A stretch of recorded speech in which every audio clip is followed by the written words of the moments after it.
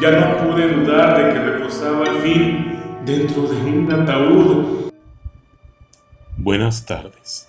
La historia que hoy les contaré es la principal de la serie de Enterrado Vivo, uno de los cuentos fundamentales que el genial Edgar Allan Poe dejó para todos aquellos que gozamos de la literatura de terror, y se trata de la experiencia que él manifiesta en la historia haber vivido. Esperamos que les guste. Durante varios años sufrí accesos de ese singular mal que los médicos se han puesto de acuerdo en llamar catalepsia. Trastorno que en ocasiones dura semanas y aún meses, mientras el examen más minucioso y las más rigurosas pruebas médicas no logran establecer ninguna distinción entre la vida y el fallecimiento. A veces, sin ninguna causa aparente, me sumía poco a poco en un estado de aparente desmayo, sin dolor, sin capacidad para moverme o para hablar o pensar, con una confusa conciencia de vida o de la presencia de aquellos que me rodeaban. Esto duraba hasta que la crisis de la enfermedad me devolvía al perfecto conocimiento. Pero fuera de eso, mi salud general parecía buena, y no hubiera advertido que sufría tal enfermedad a menos que algo extraño en mi forma de dormir daba a entender que se trataba de ese singular trastorno. Al despertarme, nunca podía recobrar de inmediato mis sentidos, y permanecía durante algunos minutos en un estado de extravío, pues las facultades mentales en general y la memoria en especial se hallaban en absoluta suspensión. En todos mis padecimientos no había sufrimiento físico, sino una infinita angustia moral. Mi vida no podía considerarse vivir, era continuamente atormentado por mi imaginación, la cual se tornó macabra. Hablaba de gusanos, de tumbas, de epitafios, me perdía en sueños de cementerios y la idea del entierro prematuro poseía permanentemente mi espíritu. El horrible peligro al que estaba expuesto me obsesionaba día y noche. Durante el día la tortura era excesiva, pero durante la noche era espantosa. Cuando las siniestras tinieblas se extendían sobre la tierra, entonces, presa de los más horrendos pensamientos, temblaba en medio de crisis de absoluto terror, cuando mi naturaleza ya no podía soportar estar despierto. Luchaba antes de caer rendido por el sueño, pues me estremecía pensando que al despertar podía encontrarme metido en una tumba. Y cuando al fin me dormía era solo para caer de pronto en un mundo de fantasmas sobre el cual se cernía con sus grandes y negras alas tenebrosas la sepulcral idea. De las innumerables imágenes lúgubres que me oprimían en sueños, había una que de manera recurrente experimentaba casi cada noche. Soñaba que había caído en un trance cataléptico de duración y profundidad mayores que las habituales. De pronto una mano helada se posaba en mi frente y una voz impaciente, insultante, gritaba en mi oído: ¡levántate! Mis nervios se trastornaron y fui presa de perpetuo terror.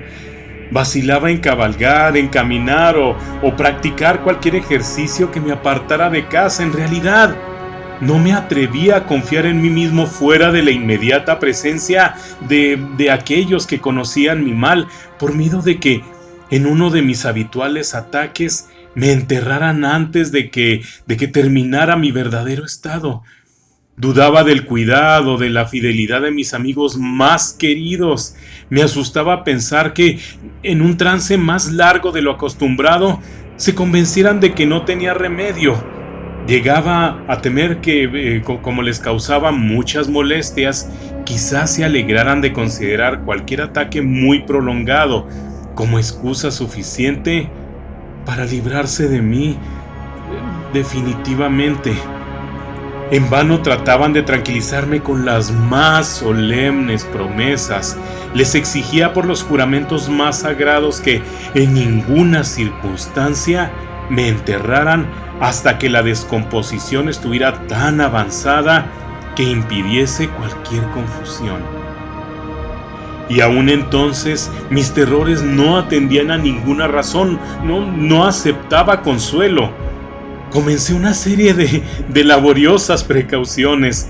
Entre otras cosas, mandé rehacer de tal manera la bóveda familiar que era posible abrirla fácilmente desde el interior.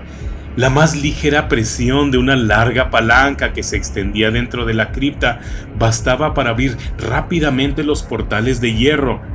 También estaba prevista la entrada de aire y de luz y demás receptáculos, por Dios, para alimentos y para agua, al alcance de mi ataúd preparado para recibirme.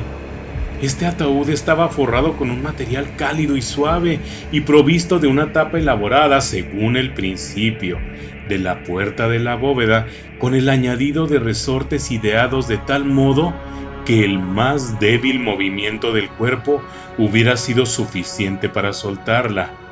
Además de esto, del techo de la tumba colgaba una gran campana cuya soga entraría por un agujero al ataúd, siendo atada a una de las manos de mi cadáver. Pero ¿de qué sirve la vigilancia contra el destino del hombre? Ni siquiera esas bien pensadas seguridades bastaban para librar de las más extremadas angustias de la inhumación en vida a un infeliz que está destinado a ellas. Al despertar de una crisis cataléptica durante unos minutos, permanecía inmóvil, porque no podía reunir el valor para moverme. No me atrevía a hacer el esfuerzo que había de tranquilizarme sobre mi destino, y sin embargo, algo en el corazón me susurraba que estaba bien, que estaba seguro. Solo la desesperación me apremió, después de una larga duda, a levantar los pesados párpados. Los levanté. Estaba oscuro, todo oscuro. Supe que el ataque había terminado, supe que la crisis de mi trastorno había pasado ya, supe que había recobrado el uso de mis facultades visuales, y sin embargo estaba oscuro, todo oscuro, con la intensa y total capacidad de la noche que dura para siempre.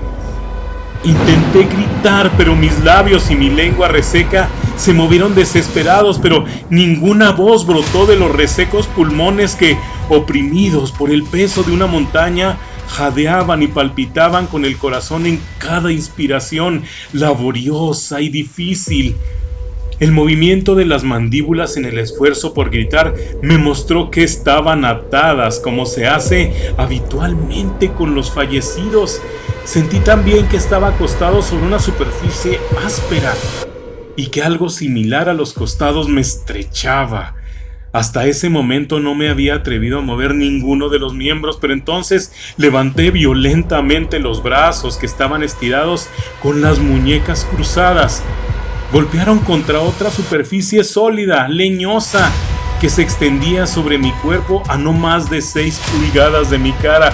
Ya no pude dudar de que reposaba al fin dentro de un ataúd. Y entonces, en medio de mi infinita desgracia, vino dulcemente la esperanza, pues pensé en mis precauciones. Me retorcí para forzar la tapa. No se movía. Me palpé las muñecas en busca de la soga y no la encontré. Y así, el consuelo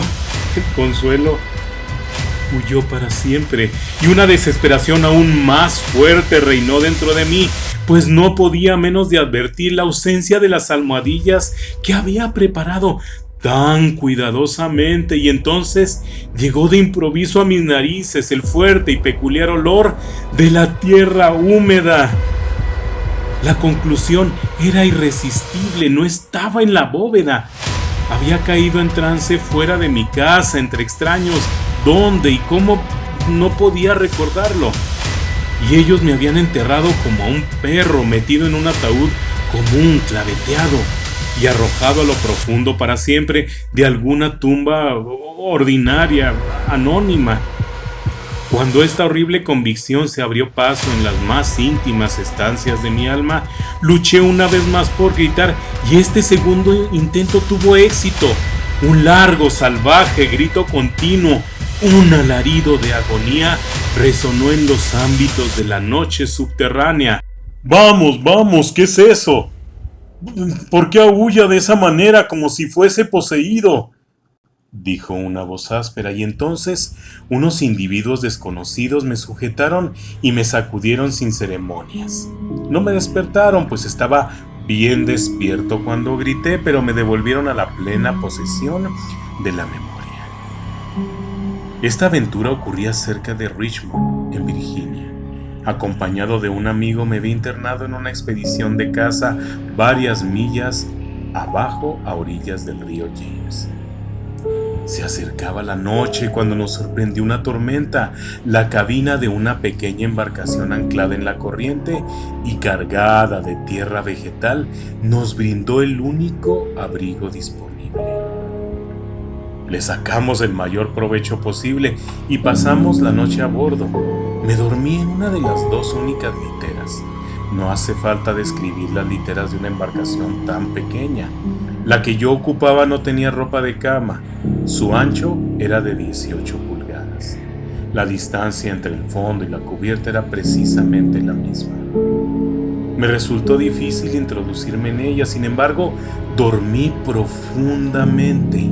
Y toda mi visión, pues no era sueño ni pesadilla, surgió naturalmente de las circunstancias de mi posición, del giro habitual de mis pensamientos y de la dificultad, la cual he explicado, de concentrar mis sentidos y especialmente de recobrar la memoria durante largo tiempo después de despertar de un sueño. Los hombres que me sacudieron eran la tripulación del barco y algunos jornaleros contratados para cargarla. De la carga misma procedía el olor a tierra. La venda alrededor de las mandíbulas era un pañuelo de seda con el cual me había atado la cabeza a falta de mi acostumbrado gorro de dormir. Las torturas sufridas fueron indudablemente iguales en aquel momento a las que la verdadera sepultura. Eran espantosas, de un horror inconcebible, pero del mal procede el bien, porque su mismo exceso provocó en mi espíritu una inevitable reacción. Mi alma adquirió vigor, adquirió temple, viajé al extranjero, hice vigorosos ejercicios, respiré el aire del campo, pensé en otros temas que la muerte. Dejé a un lado mis libros de medicina, no leí más sobre cementerios ni cuentos de miedo como este. En poco tiempo me convertí en un hombre nuevo y viví una vida normal. Desde aquella noche memorable descarté para siempre mis aprensiones sepulcrales y con ellas se desvanecieron los trastornos catalépticos, de los cuales fueran quizá menos consecuencia que causa, y finalmente fui feliz. Gracias por escuchar este relato. Y como siempre, que descanse.